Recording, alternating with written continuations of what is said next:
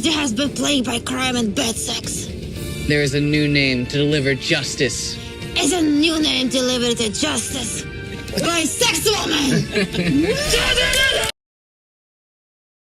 Hi, welcome back to TV Debris. Today we're going to be taking a look at The Last Resort Tell-All Part 2. Let's hope there's no assaults this time, and we'll jump right in.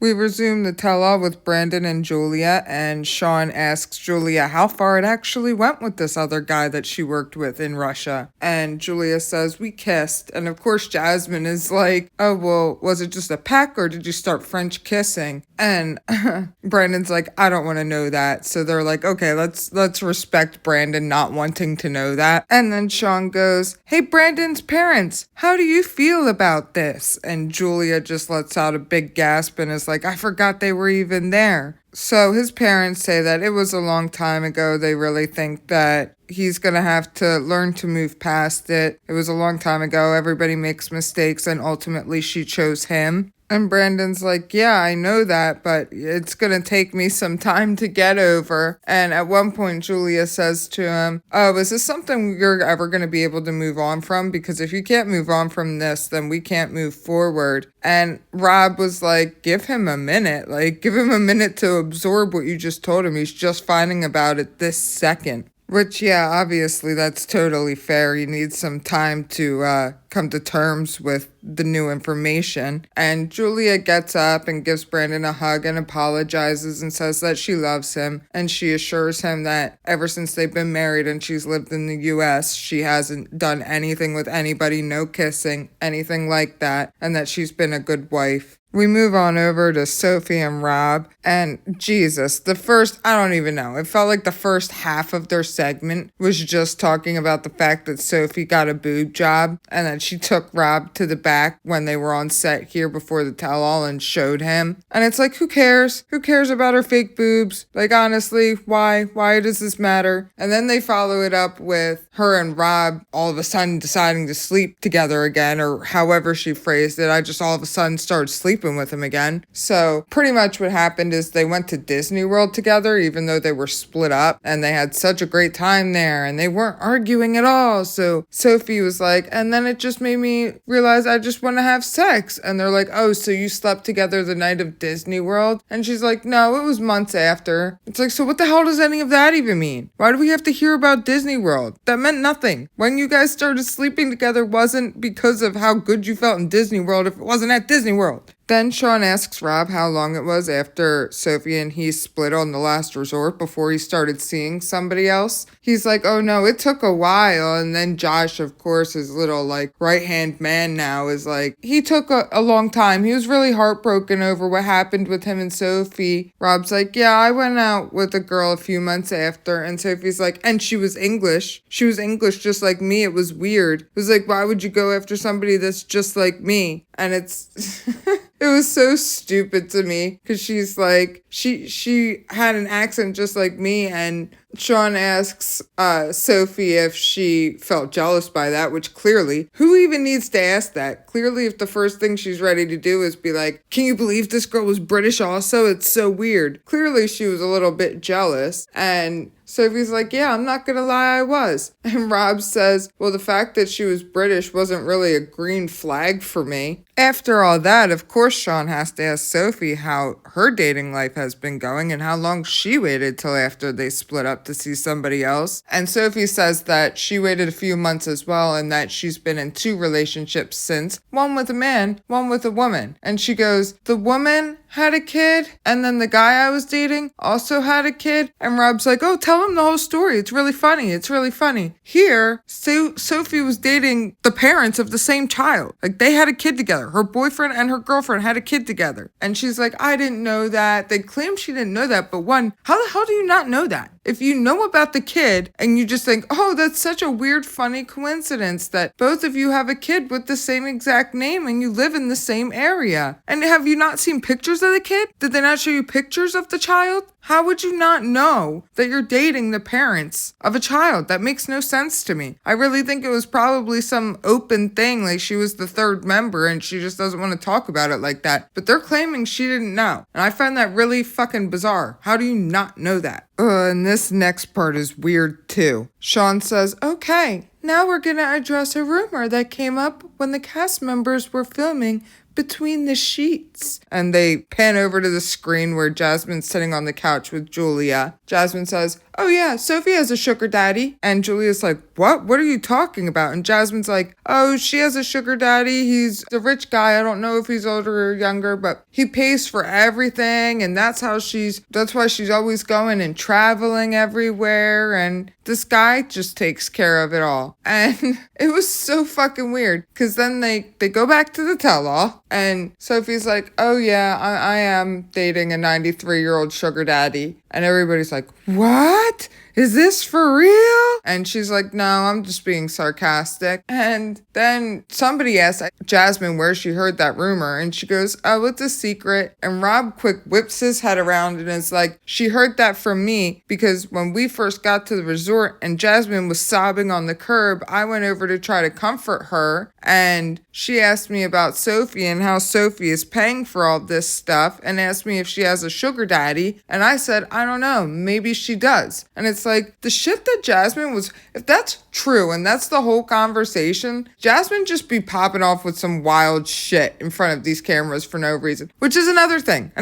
Sorry, I'm getting ahead of myself. She says in the little Between the Sheets thing with Julia where she's bringing up the sugar daddy, she goes, I just would never say that on camera. You're being filmed. You're being filmed right now. You're looking directly into the camera and saying, I would never say that on camera. She's something else sometimes. So yeah, I don't know why she was just saying all this stuff like she knows, oh, that's why Sophie's traveling all the time. She's got an older guy that just pays for everything for her. It's like you didn't hear a rumor and you weren't told that. You just decided to manifest that rumor is how it seems. So I don't know what the hell all that was. That was just another bunch of weird nonsense. And for a second there, it looks like we might have Jasmine and Rob fighting again. But Sean actually is like, okay, and we're moving on. Oh yeah, and at one point they bring up the fact that Rob and Sophie are absolutely going to get a divorce. They just haven't had time for the paperwork yet. And it's like, oh boy, who saw that coming? Who would have thought?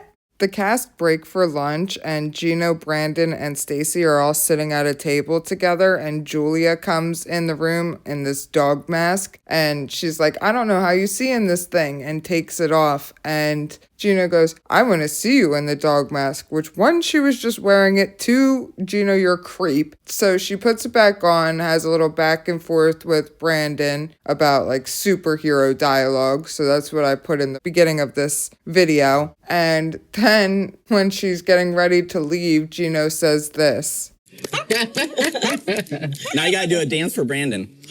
What a fucking weirdo. After the lunch break, we move on over to Stacy and Florian, and I apologize already if I have too many Florian clips. He just cracks me up. I think he's hysterical, even though he's a bit of a shithead. He's so funny to me. So Stacy starts talking about how their relationship has really been shit since they left the last resort. They were okay for a little while, but everything is like an argument with them now, whether it's big or small. They're just constantly arguing. Stacy says that they haven't slept together in about 4 months at this point, and she opens up and gets really emotional over the fact that she's going through menopause right now, so a lot is changing with her and she's very emotional and hormonal and agitated. And then Sean turns in her chair, looks Florian dead in the eyes and goes, Florian, what do you know about menopause? And he says this.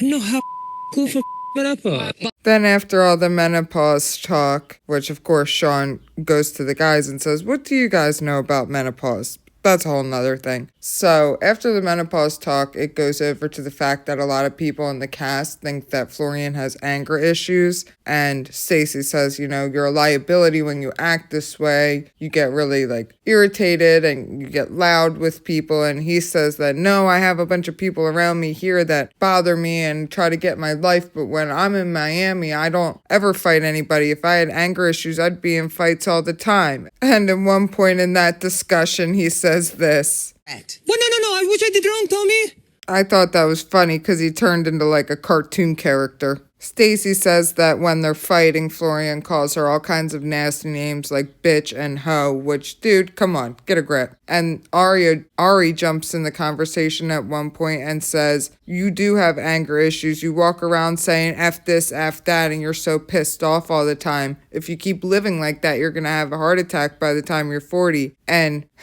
Florian goes, Oh, don't worry about my lips. I'm so good. I don't right now. I don't give a Josh ends up telling Florian that he doesn't really owe anybody else in this room his soft, gentle side, but he does owe it to his wife, and he needs to treat her more from a soft place in his heart and not so aggressively. And then, so a big issue with Stacy and Florian is the fact that Florian hangs out with Stacy's twin sister Darcy and her husband all the time at bars, and Stacy doesn't trust Florian and also thinks it's weird how her sister will call him up in the middle of the night, which damn straight, that is weird. So of course they brought Darcy onto The Last Resort for about 2 episodes to try to work through the issues that they have as sisters in therapy. But so now they bring Darcy and her husband Georgie onto set of the tell-all to have more of a discussion about what we saw on The Last Resort. And Jesus Christ, this lady is an entire jump scare. I know Stacy has a lot of work done too, and I feel like they used to get like simultaneous surgeries so that they stayed looking like twins the entire time. But I don't know. I think Darcy kept going. I think she kept going a lot. Her face is so fucking big. And when she popped up on the screen, I was like, so Stacy pretty much just reiterates the same thing of, I just don't think that it's right how often you call him, especially since she had surgery at one point and she felt like a lot of the attention that she wanted and the help that she craved from Florian was being directed towards her sister because Darcy would call Florian all the time. And I think that's where like a lot of the resentment comes in. Not to mention Florian has cheated on Stacy, so she probably thinks that when they're all hanging out and she's left out, she probably just has a bunch of stuff running through her head. It probably makes her feel insecure, the thought that maybe her sister could be covering her husband messing around on her. She brings up that Darcy had once told Florian, oh, you should be single. You shouldn't be with her. And Darcy says, yeah, you were probably bitching up a storm that night, and it's no different than the shit you say to me about you should divorce Georgie. Why are you with Georgie? And I think there's a big difference there. I think there's a big difference to probably hear your sister talking crap about their husband or something shitty their husband did, and you saying to your sister, oh, you should probably divorce him. You don't deserve that. You don't need to be with that. And, kind of taking the side of your sister deserves better. I understand that from a place of sisters. I think that's a lot different than saying to your sister's husband that he should leave her. In my opinion, that's just way too weird. That's not the same thing at all. Telling your sister that she deserves better is not the same thing as telling your sister's husband to divorce her. It's weird. Then Sean asks Darcy's husband, Georgie, if he thinks that Stacy should be able to trust Florian. And he's like, oh, well, I don't know what's going on inside their marriage. I'm not in their marriage. And Sean's like, no, well, you go out with them all the time. Do you think Stacy should be able to trust Florian when you guys are all going out together? And Georgie goes, I don't know, probably not. And then they just cut it. That's the end of this part of the tell-all. So that's all for the second part of the tell-all. There really wasn't too much to discuss. I honestly think they're milking it with this one a little bit. I think this could have just been probably combined into part 3. I don't know. They might go up to part 4 because realistically, we've only talked to like Julia and Brandon and half of Stacy and Darcy, and Rob and Sophie talked about her boobs for a bunch of minutes. I don't know. Really nothing has happened since the Jasmine and Rob fight, and I was a little worried that that's what was going to go on. They're going to reel you in with shoes being thrown and assaults taking place and all that, and then it's just going to flatline hard. But hopefully we get more drama in the next part. We're in part 42. Better pick back up. So as always, I want to thank you for being here. I really appreciate it. Have a good one. Bye.